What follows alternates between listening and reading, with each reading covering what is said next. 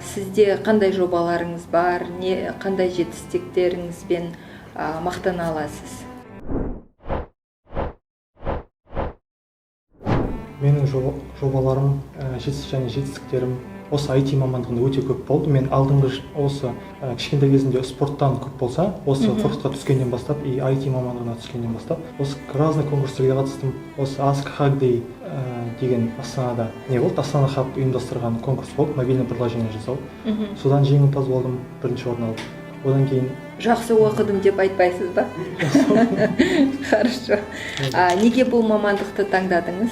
Мен бірінші курста негізі финансты оқыдым, осы Казнуда, Алматы облысында. Одан кейін киноға барып, Хакер дейтін кино көрдім.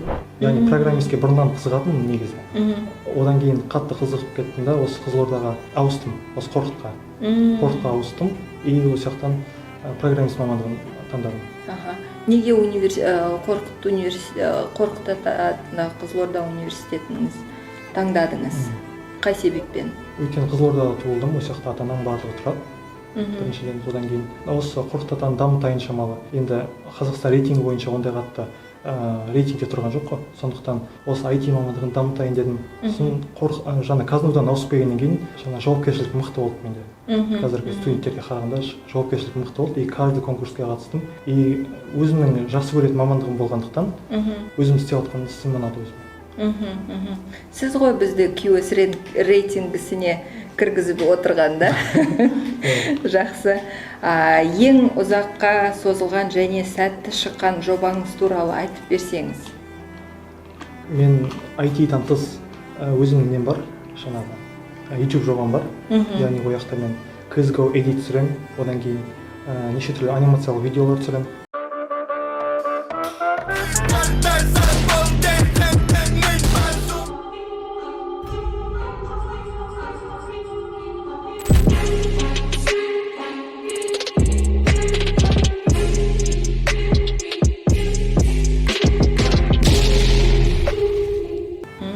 Сол өзіме қатты ұнайды. Одан кейін IT бойынша мобильный приложение жасадым, одан кейін разработка игр, ойын әзірлеу үшін қазір Dark Maze дейтін ойын шығарып жатырмын. Неге сіздің таңдауыңыз компьютерлік ойын болып табылады? Не себеппен?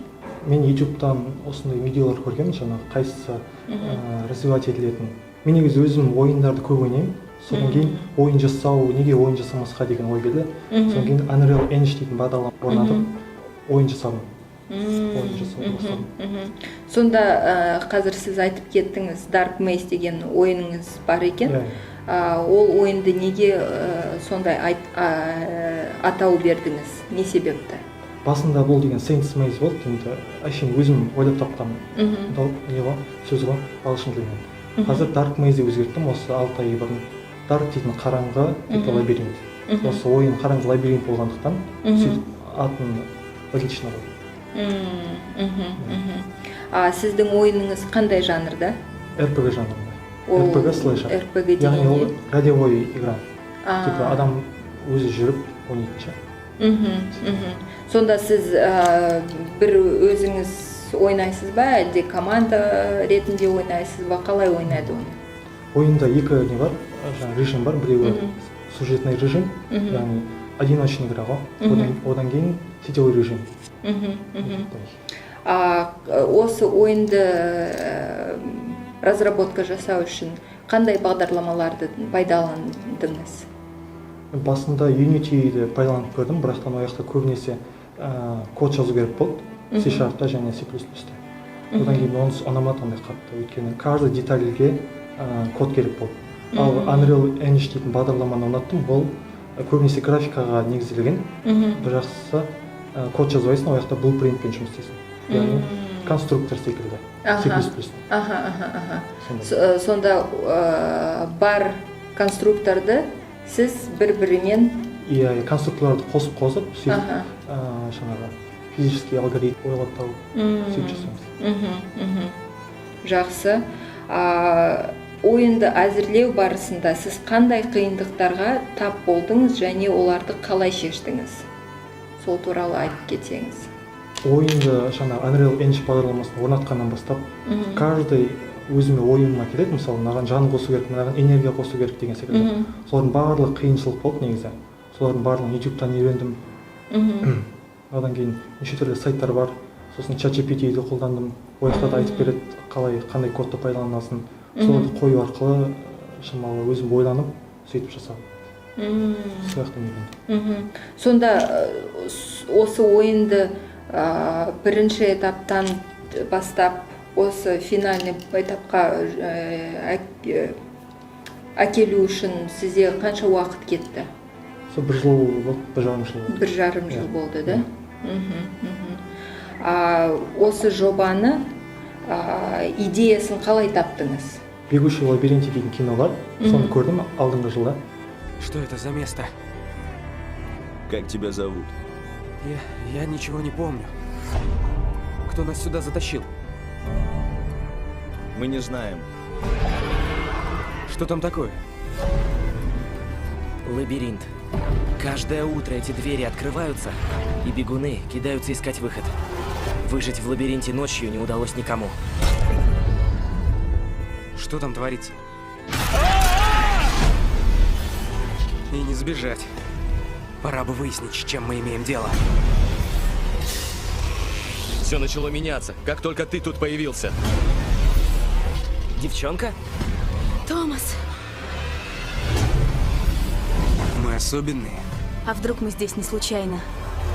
Ты не такой, как другие. Ты любопытен.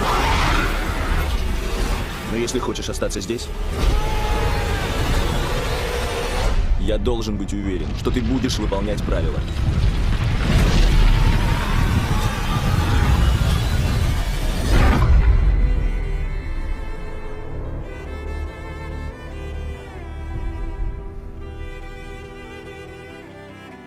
Сосын көргеннен бастап соның ойын жасағым келді қазақ тілінде.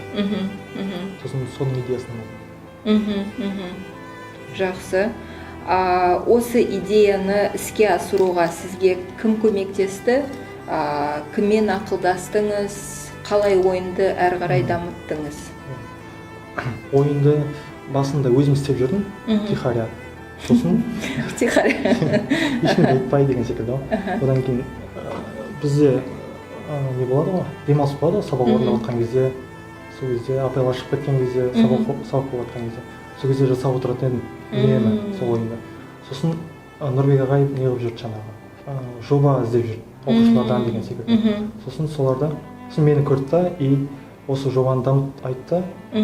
Сосын сол жобаны, сол Нұрбек ағай айтқасын шамалы тағы да мотивация берді. Содан дамытты осы. Нұрбек ағай сіздің кафедра меңгерушісі. Жақсы.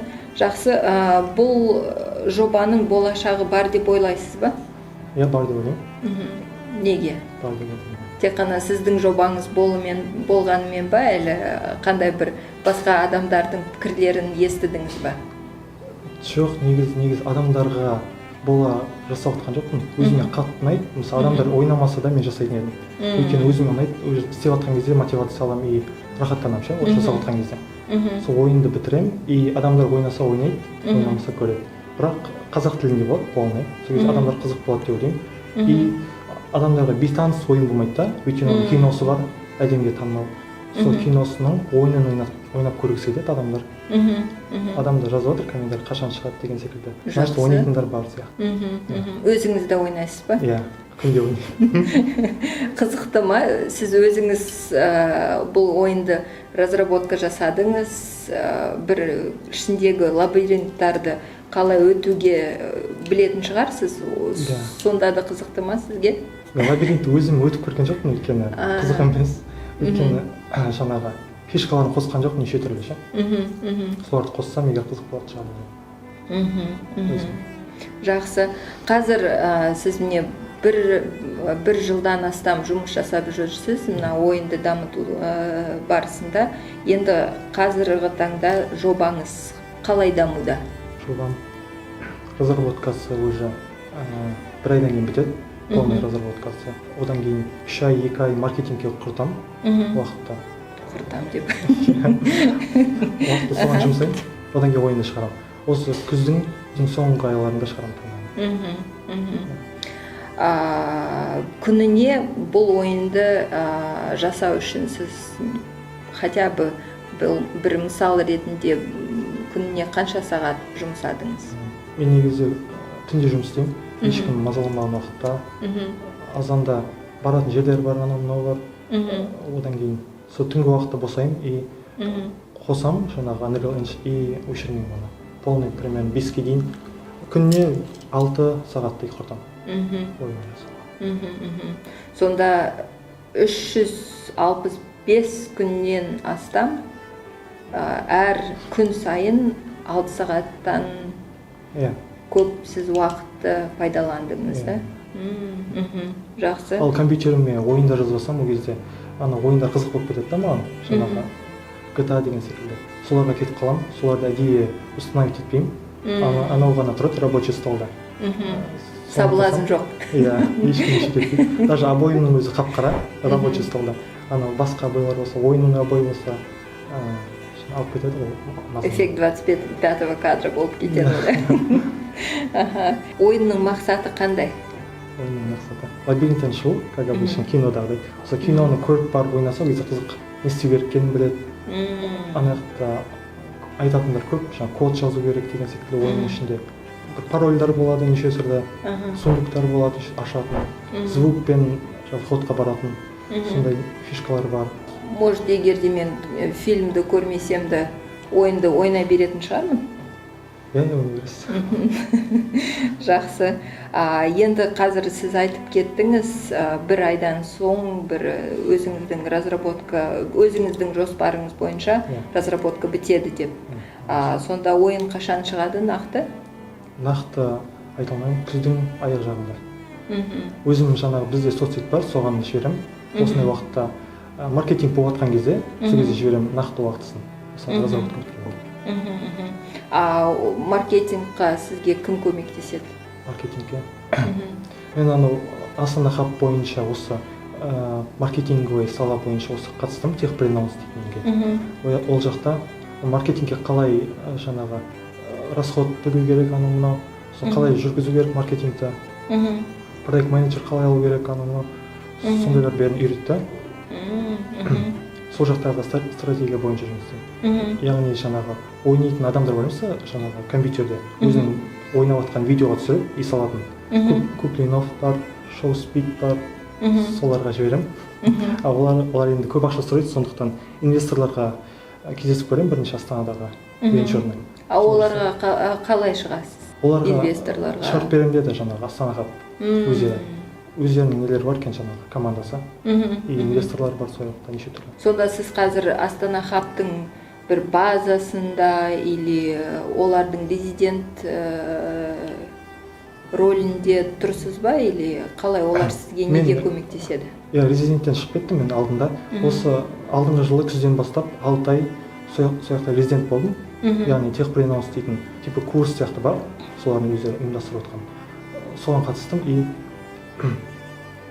солар кездестіреміз, анау мынау сөйтіп айтты. Олар маған сертификат берді, сол сертификат бойынша барамын жаңағы венчурлы инвесторларға.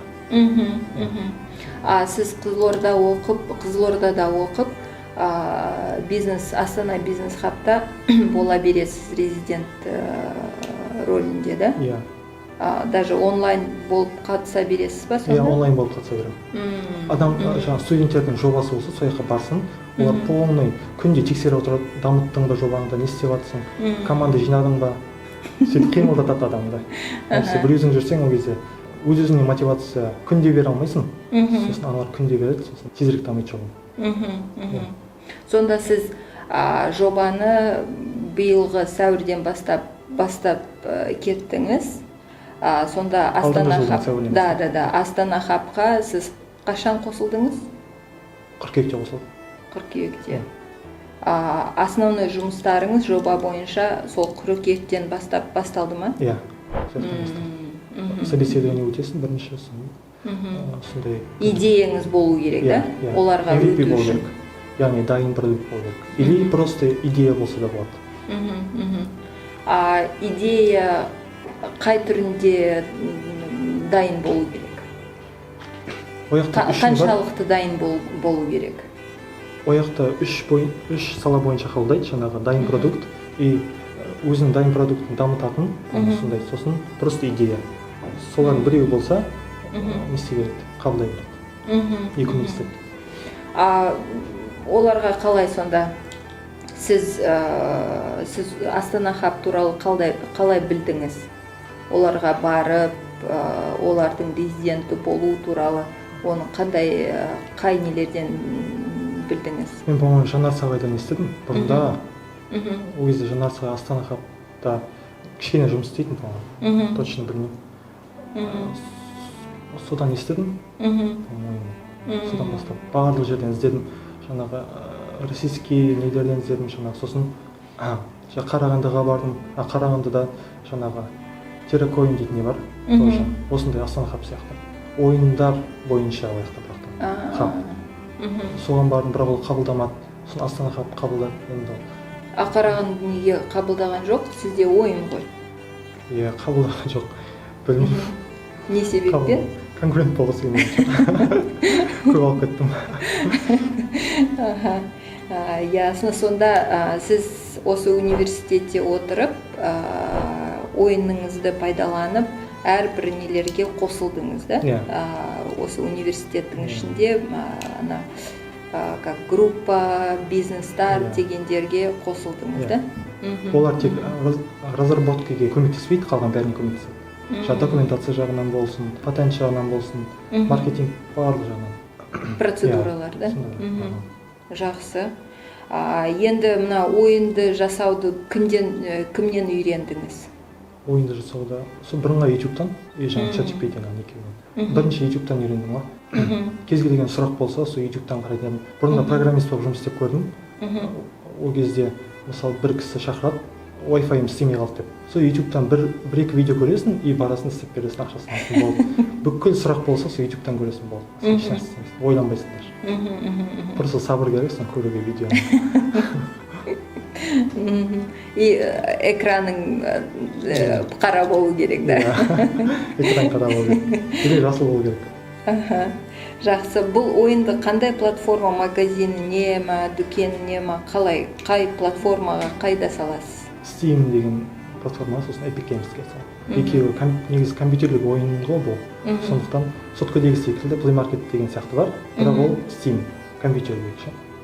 Сол екеуіне салам, сол екі платформа. Неге бұл платформаларға саласыз? Сіз бір статистикалық нелерді, мәліметтерді көрдіңіз ба?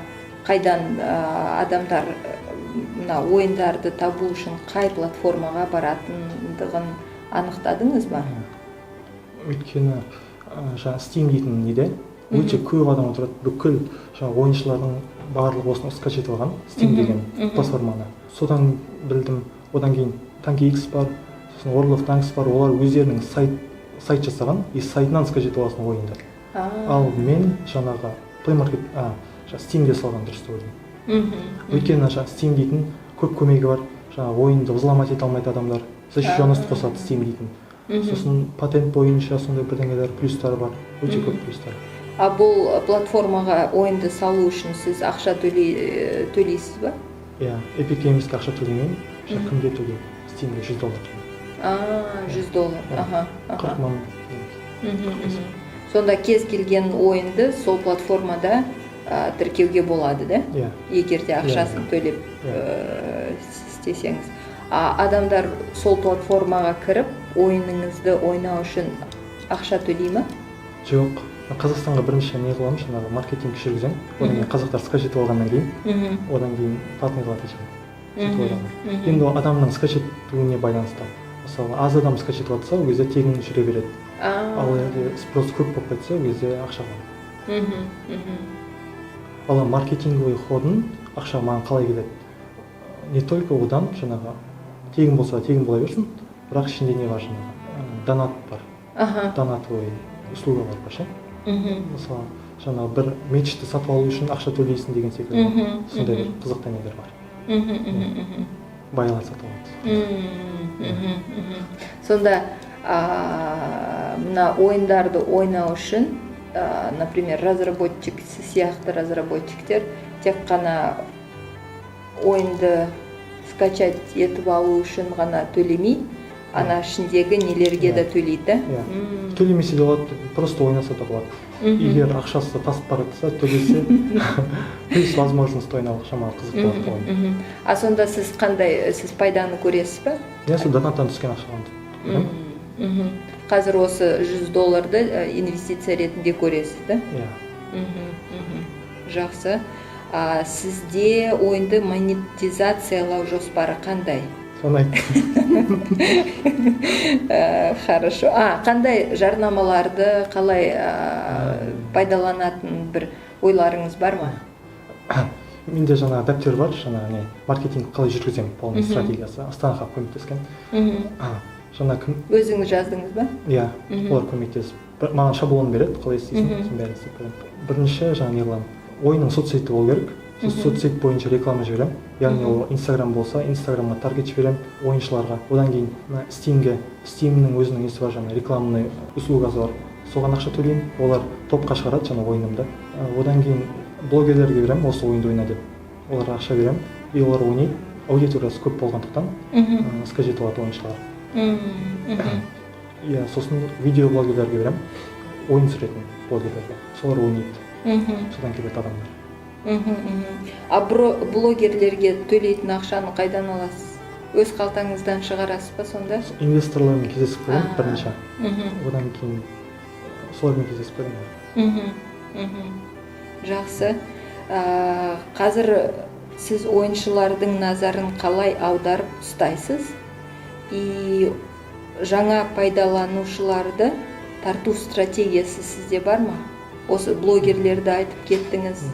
Тағы бір қандай басқа бір жолдарын ойлап көрдіңіз ба? Сол адамдар жаңа блогер арқылы ойынды ойнаса, одан кейін енді адамды ұстап қалу керек қой, сол адам шығып кетпес үшін, қызық емес деп. Апта сайын акциялар жүргізіп отырамын. Одан кейін акция деген жаңағы распродажа, осындай тезірек барсаң, осындай не беремін деген сияқты, артефакт беремін деген сияқты. Ойынның бір нелері бар ма? Деңгейлері? Бірінші этаптан өттің, екінші этаптан ана нелері бар ма сонда? Ойында үш этап бар. Біріншісі бірінші лабиринт, одан кейін лезвие деген лабиринт, одан кейін жаңағы туннель, яғни ход деген сияқты. Сол үшеуінен өтеді. Үшеуін өту үшін жаңағы әр этапта парольдер болады. Сол парольді есте сақтап адам өзі. Сосын анау ходқа барған кезде соны теріп, кинодағыдай дәл киноны көрсе, дәл сондай сақталады. Жақсы. Бұл ойынның басқа ойындардан қарағанда қандай айырмашылықтары бар?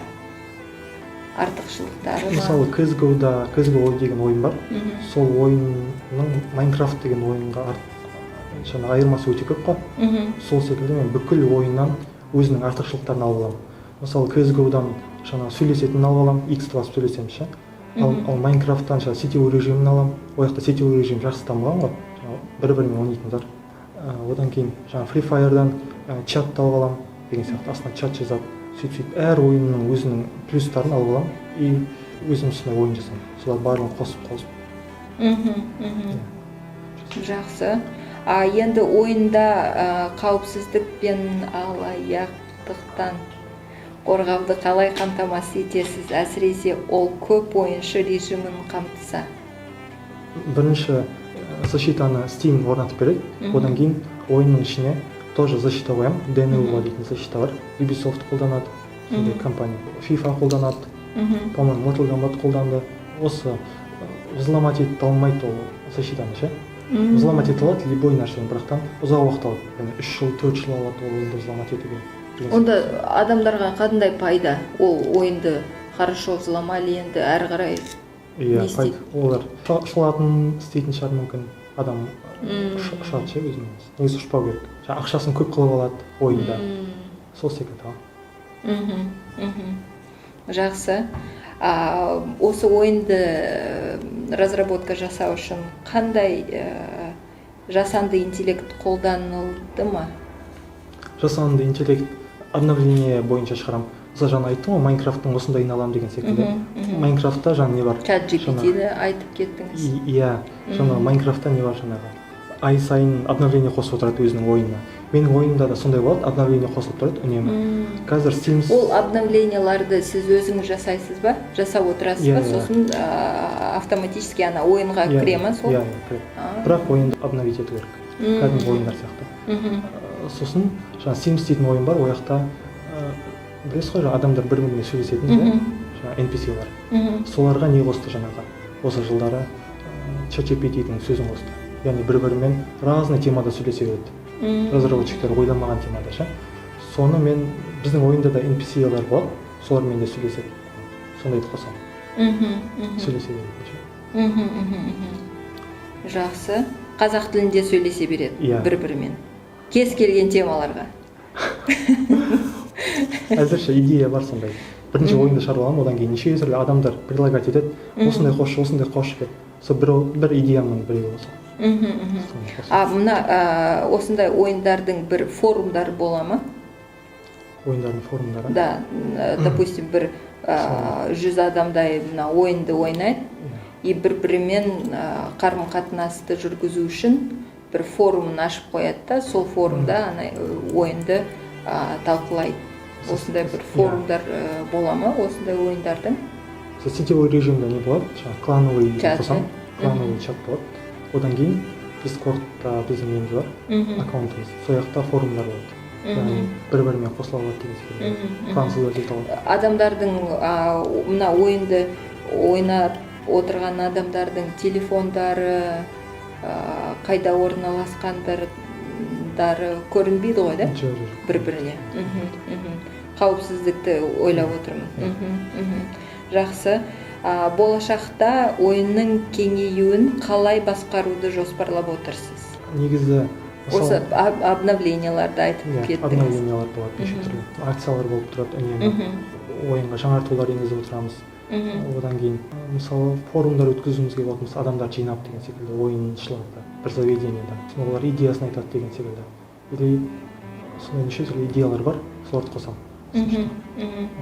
Бір шектеулері бар ма? Осындай неден ғана бастап адамдар ойнай алады дегендер? Осындай жастан, 18-ден ба, 16-дан ба, 14-ден ба? Оларды Steam'нің өзінің несі бар жаңағы 16+, 18+ деген секілді. Бірақ менің ойынымда қан болғандықтан 16+ қылатын шығармын. 17+ ба. Бірақ адамдар оған қарамай ойнай береді негізі барлығы. Жаңағы ойын скачать еткен кезде барлығы 90-нан кетіп қалады жоғары қарай. Кішкентай балдардың кездері сөйтіп ойнайды. Сөйтіп қосып қояды да ойнай береді. Сонда оларды тексеру жолдары жоқ па екен? Негізі ешқандай ойында жоқ. Барлығы өзінен не қылады ғой. Енді жасын сұрамайды ғой ешкім. Ол баланы. Сосын ол өзі қалаған жасты қоя салады ана жерге профиліне. И любой ойнай береді. Жақсы. Осы ойынға ұқсайтын ойындар бар ма? Сіз бірнеше ойындарды айтып кеттіңіз, сонда осы ойынға нақты... Нарака дейтін ойын ұқсайды. Одан кейін қазір дәл бұндай ойын жоқ, бұндай темада ойын жоқ. Әлі көрген жоқпын. Бір жақсысы бұл қазақша ойын болады, сюжетный. Полный қазақша болады, интерфейс барлығы. Адамдармен сөйлесуі қазақша болады. Сондықтан Қазақстанда бұған не жоқ, жаңағы ұқсайтын ойын жоқ. Әлемде болуы мүмкін өйткені. Күн сайын 10 иградан шығып отырады Steam'де. Күн сайын. Күн сайын. Ничего себе. Болашақта ойынның жалғасы шығады ма, немесе осы ойын жасаумен айналасасыз ба? Әрі қарай обновленияларды жасауға. Маған адамдар айтты, что осы ойынның жалғасын шығар деген секілді, екіншісінше бегущий в лабиринте 2 деп шығарды. Білмеймін, бекер айтып отырмын бегущий қазір. Соны несі көріп қойып, менің немді не қыласың, ол идеямды деп ше. Соттауы мүмкін. Бірақ жаңа кімдермен сөйлестім, Астанадағы патент бойынша сөйлесетіндер. Короче, солар айтты, патент только Қазақстанға қоюына болады деп, олар еще ақша төлеп отырады. И разный странаға қоюға болады патентті, бірақ Қазақстан қоймаған шығар дейді да, сосын жасай бер дейді, короче, ойында. Жалғасын? Иә, жалғасын шығаратын шығар, бегущий лабиринт 2 деп, бірақ или басқа ойында. Бір танымал кино болса, соның ойынын шығаратын шығар.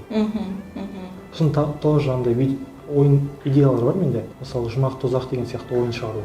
Онда имамдармен сөйлесу керек, ол дұрыс па? Адам мысалы ұшады аспанға өліп қалғаннан кейін, одан кейін ол жақта не болады, полный ойын сияқты болып көреді да, барлығы не болады ол жақта. Адамды қызық деп ойлаймын. Ондай ойын вообще жоқ қой негізінде. Космос туралы ойын бар, жердегі ойындар бар, ал ондай ойын жоқ шығар. Мықты идея айтып жатырмын негізі. Ешбір жасап қоймау керек. Жақсы. Келесі онда идеямен, идея айтуға бола береді ғой, бірақ та енді қолыңызға келмесе, ол идеяны әрі қарай жүзеге асыруға да бір нелер керек шығар. Сіз істейтін жұмыстарыңыз керек, квалификациясы керек, оны әркім, кез келген адамдар скорее всего жасалмайтын шығар, да? Маған да сөйтіп айтты. Идеяңды бүкіл адамға айта бер, жасамайды бәрі. Келесі шығатын ойынға идеяларыңызды сіз айтып кеттіңіз. Ойынның жаңалықтары қайда шығып отырады и әлеуметтік желілерде бар ма? Иә, YouTube бар, Discord бар. Болды осы екеуі әзірше. Бірақ Телеграмда командамыз бар. Бірақ олармен жұмыс істей алмаймын командамен. Өйткені әркімге үйретіп отыру керек. Мынаны былай жасайсың, мысалы разработка десе. Ал мынандай профессиональный адамдарды жалдасаң, олар ақша төлеу керек болады оларға. Сондықтан бәрін өзім жасаймын, маркетинг қойды әзірше. Енді адамдар скачать еткеннен кейін ол кезде адамдар болады. Жақсы. Бұл ойынды жасауды қайдан үйрендіңіз? YouTube-тан үйрендім. ChatGPT-ні 3-ші рет айтып отырмын. Сізге университет мұғалімдері, басқа бір жаңарыс ағайды айтып кеттіңіз, басқа университеттің әріптестеріміз қандай үлес қосты? Жанарыс ағай мысалы көптеген конкурстар ұйымдастырып отырды. Соны көрсетіп отырдым барлығына. Спикингті дамыттым, сол кісінің арқасында. Одан кейін Нұрбек ағайдың арқасында не қылдым, жаңағы мотивация болып бастадым сол ойын жасауды. Глобальный деген сияқты. Сосын кураторым бар, Гүлзат апай деген. Ол документация жағынан мықты көмектесті. Мысалы, Нирске жібердім осы ойында. Ол жақтан алдыңғы жылы 1-ші орын берді, осы жылы 2-ші орын берді. Университеттің Нирсі ма? Иә. Университеттер арасында, по-моему. Одан кейін солардың барлығын көмектесті жаңағы документация жағынан. Осы сіздің IT салаңызда әртүрлі нелер бар, да? Направлениялар бар. Сіз неге осы ойын жасауды мақсат қылдыңыз? Өйткені Қазақстанда ойын дамымаған. Мысалы жаңа Қарағандыда қазақстандық компания болса да, Терек ойын дейтін. Олар ойындарының барлығы орысша, английский скачать қойған, барлығы орысша. Нормально қазақша жасайтын, қазақша озвучкамен жасайтын компанияларды көрген жоқпын ойындар. Мысалы әр ойында, мысалы Майнкрафт деген ойын бар, барлығында интерфейсі қазақша бар, бірақ озвучкасымен жоқ. Қазақша бір, қазақша компания. Сонда сіз осы ойынды жасау үшін қандай қиыншылықтарды көрдіңіз? Ойынды жасатқан кезде, мысалы, глобальный қиыншылықтар, олар жаңағы лезвие дейтін этап бар бізде, былай бұрылатын бір сцена бар, соны қиын болды қатты жасау. Онда YouTube-та айтпағанмен қалай жасайтын. Одан кейін жаңағы есіктер ашылып жабылатын бар. Күндіз ашылады есіктер, түн батып жатқан кезде жабылады. Онда да айтпаған. Соның бәрін придумать етіп өзім. Сол екеуі қиыншылық болды. Одан кейін соңғы ойынымның трейлерін жасап жатқан кезде оларды қалай шештіңіз? 1 апта, 2 апта кетті жаңағы несіне, кодына. Қандай кодты пайдаланам? Мына кодты пайдаланып көремін, ол дұрыс емес. Сөйтіп зорға деп. Метод проб и ошибок дейсіз ғой. Иә.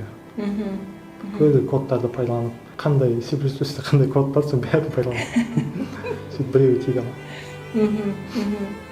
Жақсы. Енді сізде алда қандай жоспарларыңыз бар? Қазір міне бакалавриатты бітіріп отырсыз. Әрі қарай не істегіңіз келеді? Мен ары қарай IT бойынша безопасность жағынан жұмыс істегім келеді. Мен өзім не только ойын, сосын жаңағы антивирус шығарудан жақсымын. C-Sharp'та, Visual Studio'да C-Sharp'та антивирустар шығарам компьютерге.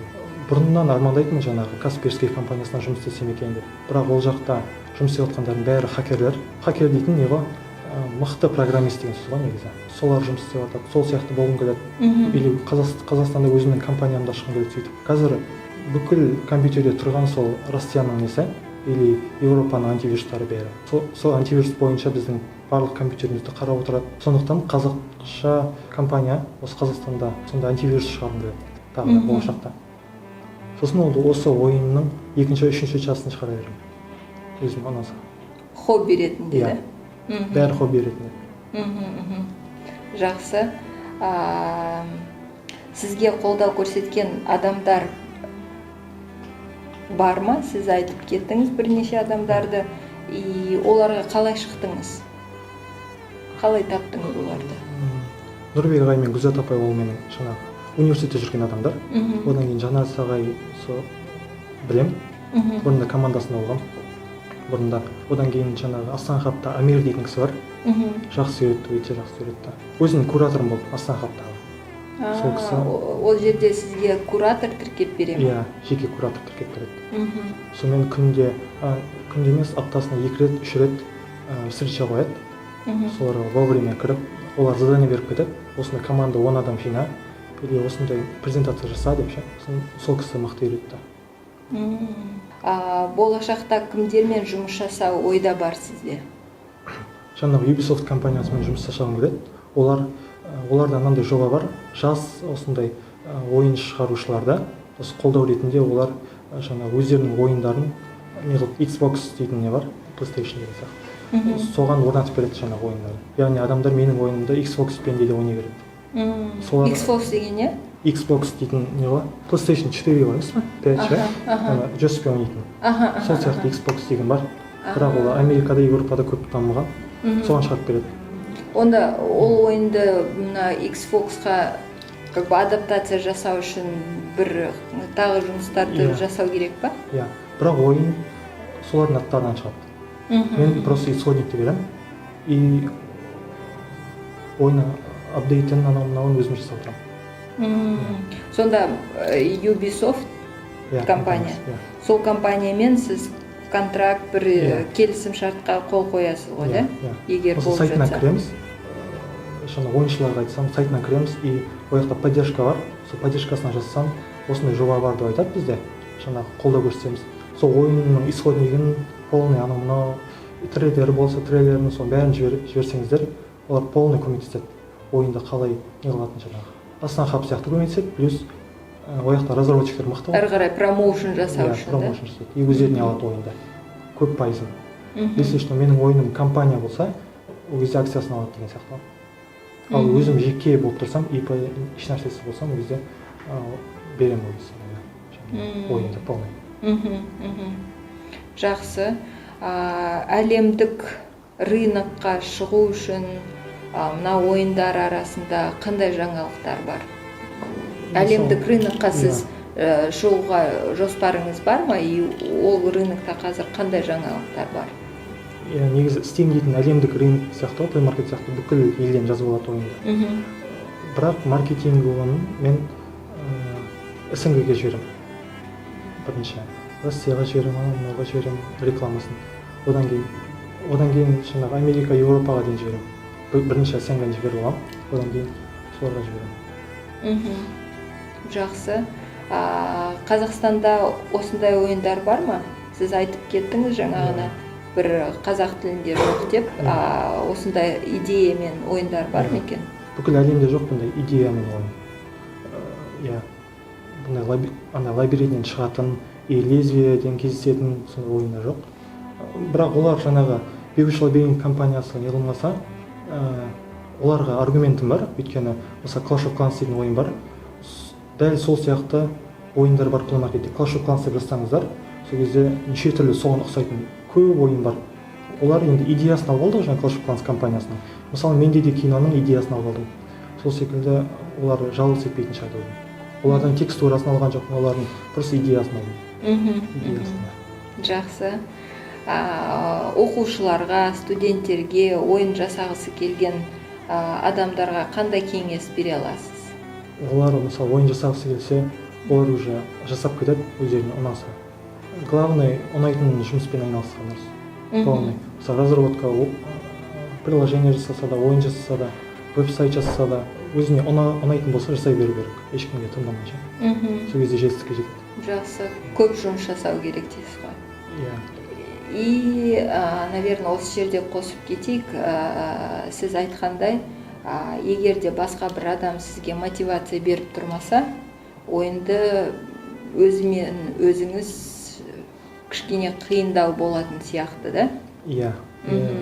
Сонда бір группа поддержки ма, бір платформаларға ма, бір нелерге барып, олардың да кеңестерін есту керек сияқты, да? Иә. Мысалы мен басында ойын жасап жатқан кезде өзім жасап жаттым, көп деңгейге дейін жасап тастадым уже ойынды. Ол кезде жасай беретін едім. Просто маған осы ойынды дамыт, жаңағы маркетинг оны дамыт деп, одан кейін мен трейлер жасадым уже адамдарға арнап деген секілді. Негізі бірақ жасай беруге де болады. Озвучкасын кім жасады дедіңіз? Озвучкасын кім жасады? Азамат Ханапия дейтін кісі жасады.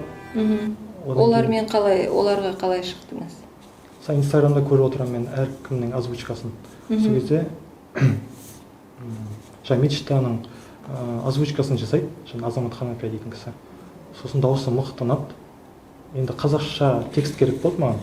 И сол кісі қазақша жақсы сөйлейтін болғандықтан сол кісіге бердім. Сосын ойынның трейлері бар, орысша, бірақ орысшасын Нұрбол дейтін бала бар, осы Жанар Сайдың командасында, сол балаға жасаттым. Сосын тағы да бір трейлерінде Алматыда бір қыз бар, аниме озвучить етеді.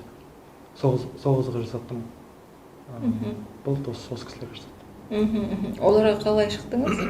Мысалы телеграмда неше түрлі хаттар бар, группалар, соларға жазсам, маған озвучка жасайтын адам керек, проект менеджер керек, анау мынау деп жазсам, сол кезде шығады өздері. Олар сонда бесплатный жұмыс жасай ма? Жоқ, ақшасын беремін.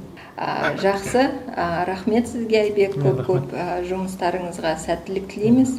Әрі де ойыныңыздың әрі қарай жалғасын көруге біз үміттенеміз. Рахмет үлкен. Рахмет, шақырғаныңызға рахмет. Все, болдық.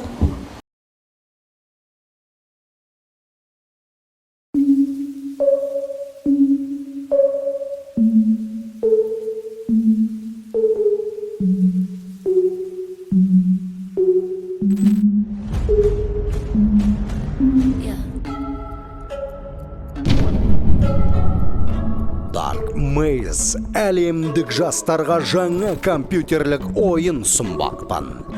Біз қараңғы және ішінде құбыжығы бар лабиринтті дайындадық. Өзіңді және достарыңды құтқар. Өйткені жалғыз ойынды аяқтау оңай емес. Лабириттен шығатын есікті тап. Айтпақшы, мына жерлер саған таныс па? Егер өзіңді кинодағыдай сезінгің келсе, біз разработканы аяқтаймыз, және сен бұған дайынсың ба? Хей, 2023 жылы жазда бізді Steam және Epic Games дүкендерінен ізде. Біз сонда боламыз. Кездескенше!